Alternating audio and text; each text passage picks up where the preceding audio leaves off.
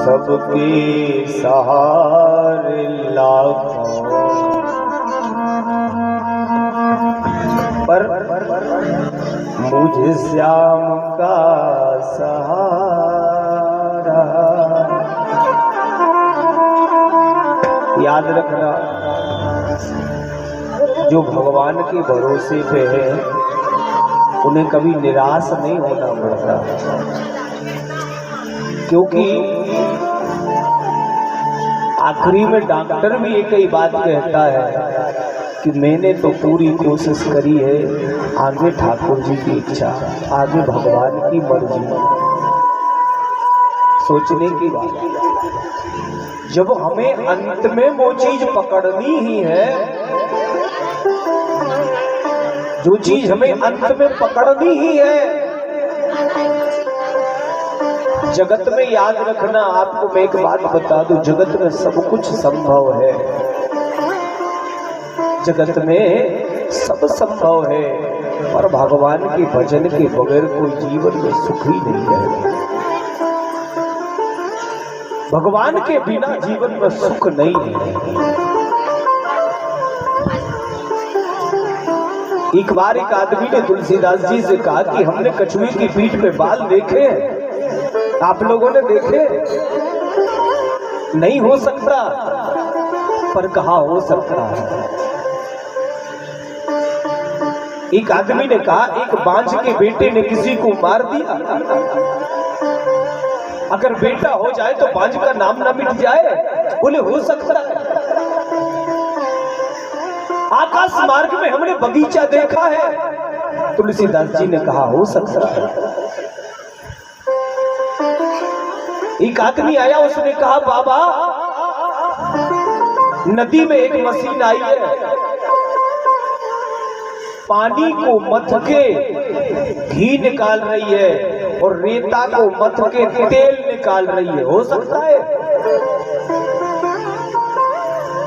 आप लोग सोचिए, कभी ये हो सकता है? नहीं हो सकता, पर तुलसीदास जी ने कहा कि ये भी हो सकता है, ये भी हो सकता है।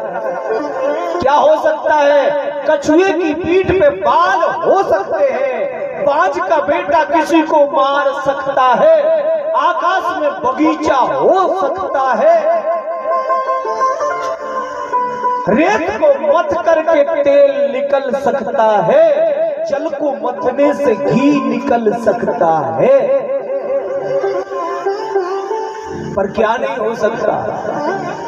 आप कहो कि ये लिखा कहाँ है? लिखा है, ये भी लिखा है, इतना सब कुछ हो सकता है।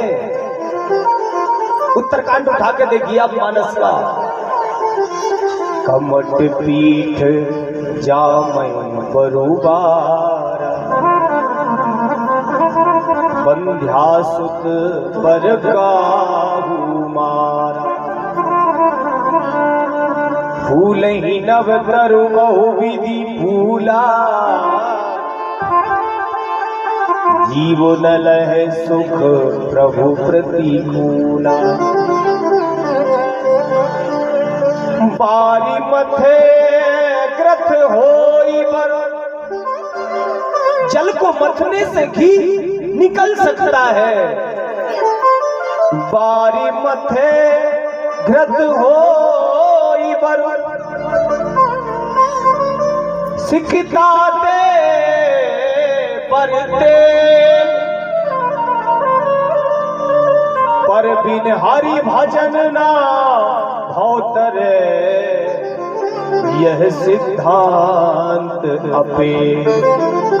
मानस के अंत की चौपाई पढ़ना, तुलसीदास जी ने भी मानस में सील लगा दी है, जगत में सब कुछ हो सकता है, पर बिन हरि भजन ना भौतरे, यह सिद्धांत पे। सब कुछ मिल सकता है, सब कुछ हो सकता है, पर भगवान के भजन के बगैर कोई जीवन में सुखी नहीं हो सकता। फिर भी हम सुख ढूंढ रहे हैं। और जिससे भी पूछो सुखी हो, नहीं साहब बहुत टेंशन है, सुखी नहीं है। सुख कहाँ है? जहां सुख है वहां आदमी जाना नहीं चाहता। कभी पुत्र में सुख ढूंढता है, कभी पत्नी में सुख ढूंढता है, कभी नौकरी में सुख ढूंढता है, कभी रिश्तों में सुख ढूंढता है, कभी धन में सुख ढूंढता है, कभी मकान में सुख ढूंढता है, कभी कार में सुख ढूंढता है। सुख नहीं है। इनको जिनको जो सब मिल गया वो सुखी हो गए। तुम जिन चीजों के पीछे भाग रहे हो उनसे पूछो कि उनको सब मिल गया, सुखी हो गए? नहीं। बिन हरि भजन न भो करे, यह सिद्धांत अबे। श्रुति पुराण सदग्रंथ कहानी, रघुपति भगति बिना सुख नाहि। जीवन में सब कुछ हो सकता है, भगवान के बिना ना तो सुख उठा पाओगे और ना भाव से पार हो पाओगे। और जीवन में सब कुछ चाहते हो तो केवल एक भगवान का आश्रय पकड़ो, सिर्फ भगवान का नाम आश्रय लो। नाम जो भी आपको रुचे। आज कोई आया था यहाँ पे, कागज रख गया था, कोटि दानम गृणेषु काशी मध्य प्रयाग। ध्यान देना, कल्पवासी यज्ञ सुतम सुमेरु स्वर्ण दानम गोविंद नामना ना भवेत तुल्यम। शायद हमारे जो प्रभात फेरी वाले भाई लोग आते हैं, शायद उन्हें रखा होगा। ये पर्ची हमें यही मंच में मिली है। करोड़ों का दान कर लो, ध्यान देना, कोटि दान। काशी में अपना तन त्याग दो, कल्प बाद हजारों यज्ञ कर लो, ध्यान देना। सुमेरु के पर्वत के बगैर स्वर्ण दान भी कर लो। ये सब कर लो और भाव से गोविंद का केवल नाम जप लो। बराबर भाव से भगवान का केवल नाम जप लो, सब बराबर है।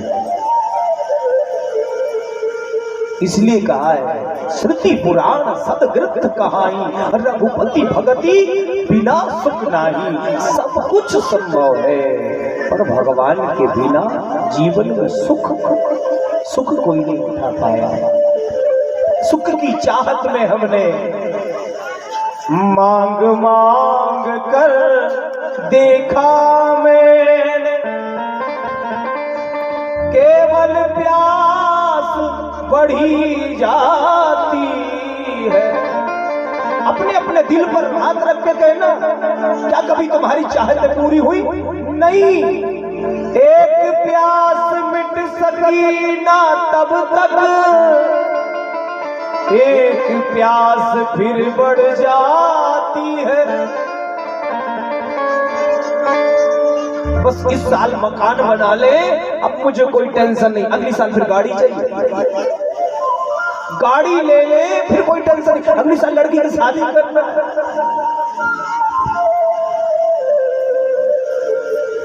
फिर लड़की की शादी हो गई, अगली साल 5 एकड़ जमीन भी। मांग मांग कर देखा मैं, केवल प्यास बढ़ी जाती है। एक प्यास मिट सकी न तब तक, एक प्यास फिर बढ़ जाती है। इतने से ही परेशान हूँ,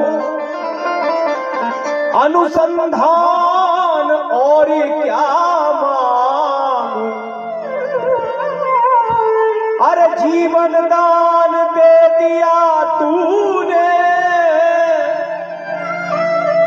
तुझसे नाथ और क्या मांगू, तुझसे नाथ और क्या। इतना मिला, इतना दिया सरकार ने जितनी मेरी औकात नहीं। ये कर्म है मेरे दादा का, मुझ में कुछ ऐसी बात नहीं। अपने कर्म, अपनी योग्यता और भगवान की कृपा एकांत में बैठ के अनुकरण करना, विचार करना कि भगवान ने हमें जितना दिया है, हमारे कर्म, हमारी योग्यता उससे कहीं कम है, पर भगवान ने हमें उससे कहीं ज्यादा दिया है। हर किसी को भगवान ने उसकी योग्यता से आगे ही दिया है। भगवान की कृपा कभी पीछे नहीं रही, भगवान की कृपा हमेशा आगे रही है। पर हम केवल दूसरे का सुख देख के दुखी हो जाते हैं। उसके पास इतना क्यों है, हमारे पास क्यों नहीं? हमने जितनी बोनी करी है, जितना बोया है। अब किसी के पास 200 एकड़ जमीन है और तुम्हारे पास 2 एकड़ जमीन है। अब तुम 200 एकड़ बारे की बराबरी करो, उसकी जमीन ही इतनी, उसने उतना बोया है। हमें जितना भगवान ने दिया ये योग्यता के हिसाब से दिया, पर उसकी करुणा, उसकी कृपा पे हम गौर नहीं करते। बस हमें जो आदमी की सबसे बड़ी सोच में देख रहा हूं, हर आदमी को जो मिला है वो रास नहीं आ रहा है, और जो मिलना नहीं है उसकी चाहत कर रहा है। हर आदमी जो मिला है जीवन में, तुम्हें जो मिला है, अगर तुम उसमें संतुष्ट हो जाओ ना, तो तुम्हारे समान दुनिया में कोई सुखी नहीं है। क्योंकि जो मिला है वो समझ में नहीं आ रहा है, हर आदमी को नहीं आ रहा है। और जो नहीं मिला है उसके पीछे दौड़ रहे हैं, ये मेरा हो जाए, ये मेरा हो जाए। ये चीज हमें सुखी नहीं रहने दे रहे। हमेशा एक बात का ध्यान रखना, आपके नसीब में वो होता तो आपको खुद मिल जाता, पहले ही मिल जाता। अब दौड़ लगाने से क्या होता है?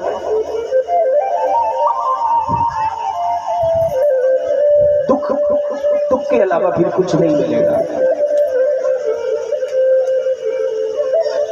बोलिए बाकी बिहारी लाल जय जय श्री राधे। आशा एक राम जी से जिंदगी में कसम से आप लोग बिल्कुल, मैं ये बात इसलिए कहता हूँ कि मैं अपने जीवन के खुद के अनुभव की बात कहता हूँ। ठाकुर जी की कृपा का अनुभव मैंने किया है, बहुत अनुभव किया है। आप केवल भगवान के आश्रित हो जाओ बस। अरे आपसे कोई रिश्ते, कोई नाते नहीं छुड़वा रहा, आपको घर के कोई काम नहीं छुड़वा रहा है। बस अपने मन को ऐसा बना लो कि जब भी आपको कांटा लगे, जब भी आपको कोई कष्ट हो, तो आपको दुनिया के लोग याद ना आए, आपको आपका भगवान याद आए। केवल मन को ऐसा बना लो कि हर वक्त अगर आपकी आंखों से आंसू भी निकले, कष्ट में भी आंसू निकले, तो दुनिया के लिए नहीं, अपने गोविंद के लिए निकलना चाहिए।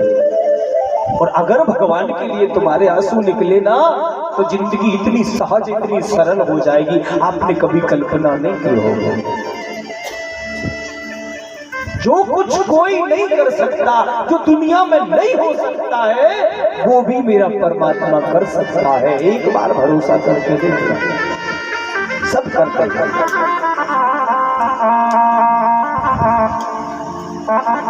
एक बार व्यक्ति ने पूछा, राजा के दरबार पे जाके देख ब्राह्मण देव पंडित जी, आज राजा ने कहा पंडित जी आप पूजा में लेट आए, अर्थात आप दरबार में लेट आए। तो ब्राह्मण देव तो बड़े सीधे साधे थे, उनने कहा कि राजा साहब आज हम थोड़ा भगवान का पूजन कर रहे थे तो लेट हो गए। राजा ने कहा कि तुम भगवान को मानते हो, भगवान का पूजा पाठ करते हो? हाँ राजा साहब। अच्छा तो एक काम करो, अब बात तुमसे बाद में होगी, पहले तुम 3 प्रश्नों के उत्तर ले आओ शाम तक। जिस भगवान की तुम पूजा कर रहे थे वो भगवान है कहाँ, और है तो खाता क्या है, वो खाता है तो करता क्या है। 3 प्रश्नों के उत्तर शाम तक हमें चाहिए, और अगर 3 प्रश्नों के उत्तर नहीं दे पाए तो शाम को तुम्हें सूली पे चढ़ा दिया जाएगा। सूली पे। बेचारे पंडित जी सीधे साधे भोले भाले, याद रखना भोले का भगवान होता है, आज भी कहावत है, भोले का भगवान होता है। किसी सरल आदमी के साथ कभी मजाक मत कर देना, किसी सरल आदमी के साथ कभी आप हंसी या कोई उसकी आत्मा नहीं दुखा देते, क्योंकि जो जितना सरल होता है ना उसके साथ ठाकुर जी उतना ही करीब होता है। किसी भी सरल आज पंडित जी से पूछ लिया, बेचारे बड़े सरल थे। उन्होंने कहा कि यार अब कहां से प्रश्नों के उत्तर ले आए, और गांव के बाहर जाकर के एक वृक्ष के नीचे बैठ गए, और वहीं पर एक किसान हल हाँक रहा था। किसान ने देखा कि अरे पंडित जी यार क्या बात है, महाराज दुखी है, और वो अपना हल खड़ा करके आया, पंडित जी क्या बात है। क्या करें किसान भैया, आज राजा ने हमसे 3 प्रश्न पूछे हैं और हमारे पास उत्तर नहीं है, और राजा हमें आज सूली पे चढ़ा देगा। किसान ने कहा कि पूछा क्या है। पहला प्रश्न राजा का है भगवान कहाँ है, दूसरा भगवान है तो खाता क्या है, तीसरा तुम्हारा भगवान करता क्या है। उस किसान ने कहा पंडित जी इतनी छोटी सी बात पे आप टेंशन लेके बैठ गए, आप चिंता मत करो, शाम को हम प्रश्नों के उत्तर देंगे। अरे बोले भैया वो राजा है, वो आपको मार देगा। तो किसान ने कहा हम मर जाएंगे तो कम से कम आप तो बच जाओगे, पर एक ब्राह्मण की हत्या हम नहीं होने देंगे। और हमें विश्वास है कि हम राजा के प्रश्नों के उत्तर सही देंगे, और 3 प्रश्नों के उत्तर हम देंगे, हमें पता है। राज दरबार में पहुंचे किसान पंडित जी को ले गए। राजा ने कहा क्यों पंडित जी आ गए। राजा साहब, किसान ने कहा राजा साहब पंडित जी प्रश्नों के उत्तर नहीं देंगे, प्रश्नों के उत्तर हम देंगे, पर एक शर्त है। क्या। राजा साहब आप किसी प्रश्न के कारण किसी की जान ले रहे हैं, प्रश्न अगर सही नहीं दे पाया तो उसकी जान चली जाएगी, उसको सूली पे चढ़ा दिया जाएगा। बस मैं आपसे एक जान के बदले एक राज्य मांगना चाहता हूं, अगर कई प्रश्नों के उत्तर मैंने सही दे दिए तो मैं आपका राज्य मांग सकता हूं, और अगर प्रश्नों के उत्तर नहीं दे पाए तो पंडित जी की जगह पे आप हमें सूली पे चढ़ा देंगे। राजा से कहा अगर मंजूर हो तो भरी सभा में बात हो। राजा ने कहा कि ठीक है, अगर प्रश्नों के उत्तर सही दे दिए तो जो मांगोगे, जो नहीं मैं आपका राज्य भी मांग सकता हूं, अभी समय है, या तो आप अपनी प्रश्नों को बदल दो या कह दो कि कोई बात नहीं है जो हो गया। उसने कहा अहंकार में नहीं हमें प्रश्नों को उत्तर चाहिए। तो राजा ने कहा कि चलो बैठो। बड़ी सभा में बैठे। राजा से किसान ने कहा भगवान कहाँ। किसान ने कहा 5 लीटर दूध मंगाओ। राजा के आदेश से 5 लीटर दूध आ गया। राजा साहब इस दूध में मक्खन है। राजा ने कहा है। बोले हमें मक्खन चाहिए, इसी दूध में से हमें मक्खन चाहिए। उसने कहा, राजा ने कहा मक्खन ऐसे नहीं निकलता। तो बोले आप बताइए मक्खन कैसे निकलता। राजा ने कहा पहले इसमें जाम डाला जाएगा, इसको दूध को जमाया जाएगा, फिर 2 दिन जमा रहेगा, फिर इसको मथा जाएगा, फिर जब इसको मथा जाएगा तो मक्खन अपने आप ऊपर आ जाएगा। बोले राजा साहब जबकि आपको दिख रहा है कि इस दूध में मक्खन है, और दूध से मक्खन निकालने के लिए भी एक क्रिया करनी पड़ती है, तब दूध से मक्खन निकलता है। जिस प्रकार दूध को जमाया जाता है उसी प्रकार मन को जमाया जाता है। संसार की वासनाओं से मन को हटा के भगवान की उपासना में लगा के, और जिस प्रकार दधि मंथन होता है ना, उसी प्रकार सांसों की माला पे, सांसों की माला पे सिमरू में प्रभु का, सांसों की माला पे सिमरू में प्रभु का, सांसों की माला पे सिमरू में प्रभु का, सांसों की माला पे सिमरू में प्रभु का, सिमरू में प्रभु का नाम, सिमरू में प्रभु का नाम, सिमरू में प्रभु का नाम, सांसों की माला पे सिमरू में प्रभु का नाम, सांसों की माला पे सिमरू में प्रभु का नाम, सिमरू में प्रभु का नाम।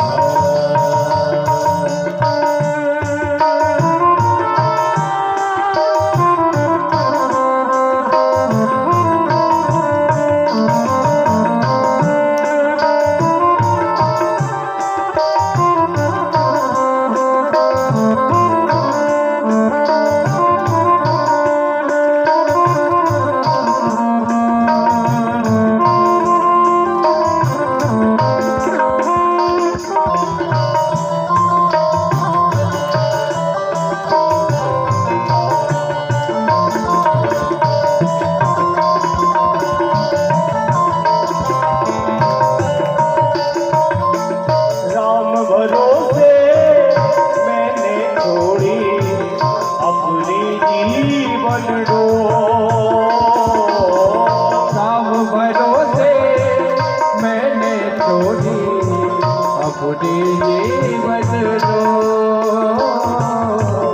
अपनी जीवन डोर,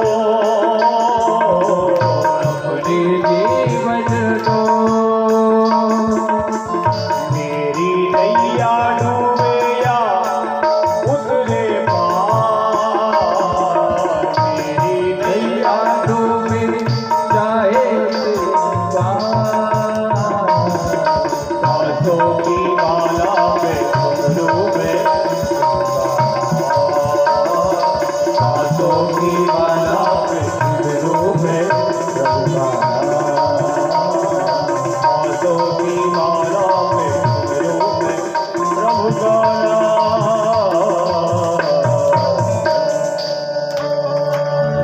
राम भरोसे मैंने छोड़ी अपनी जीवन डोर,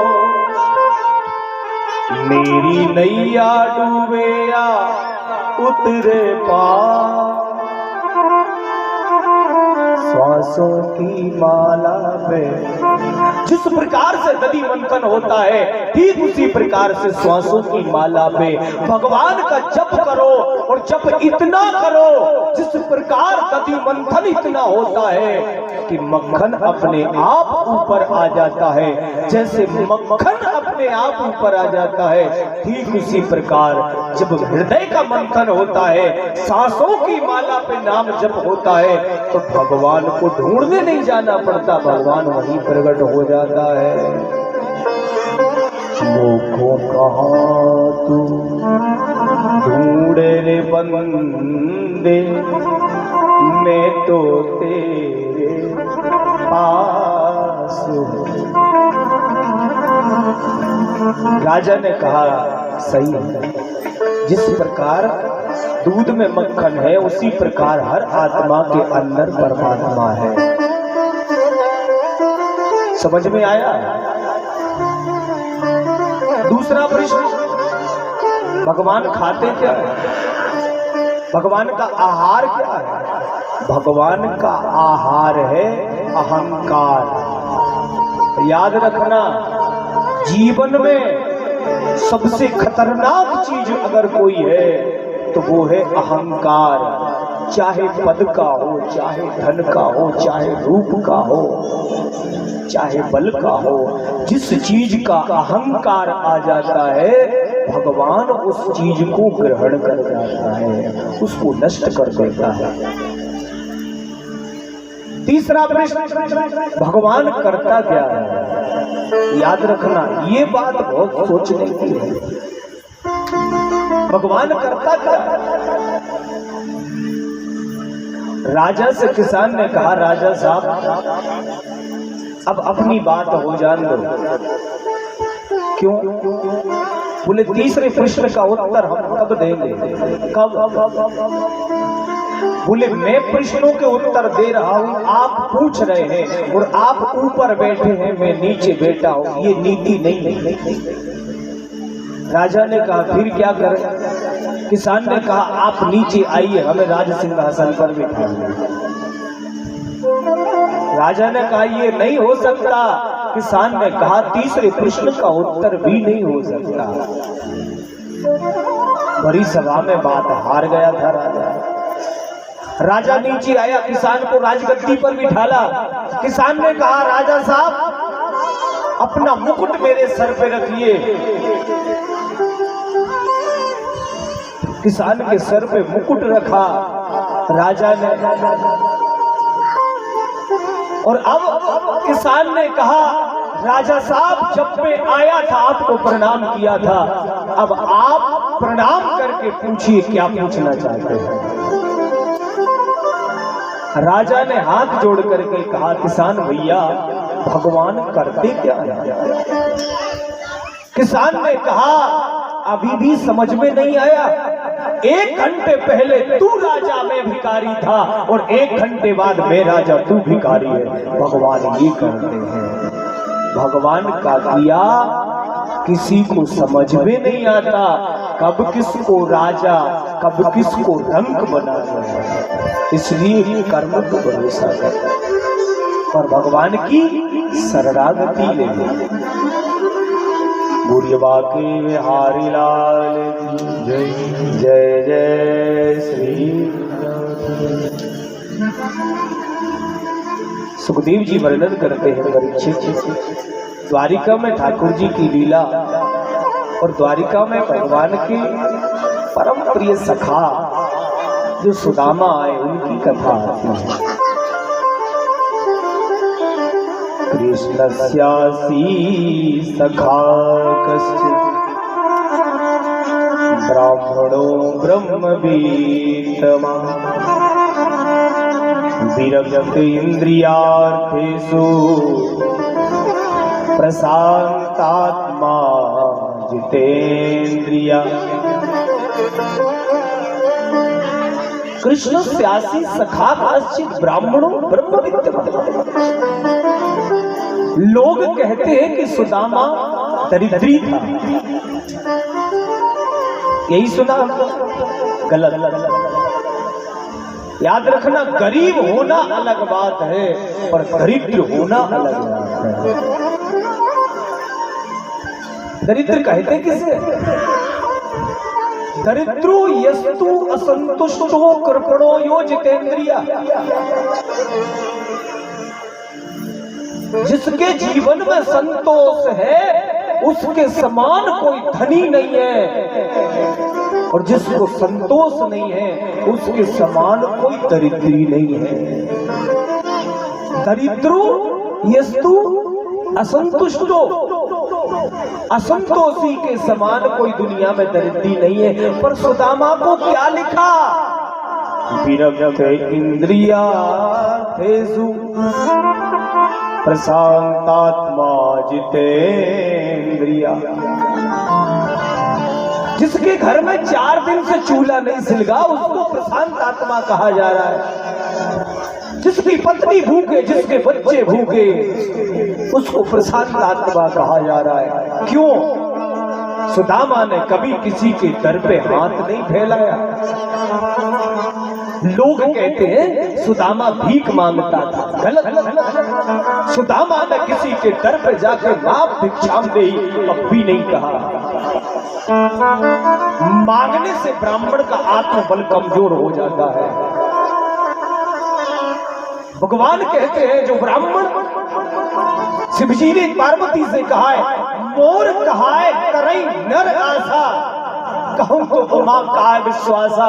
जो मेरा कहलाता है और दुनिया से चाहत रखे, उसे मुझ पर भरोसा नहीं है। सुदामा ने किसी से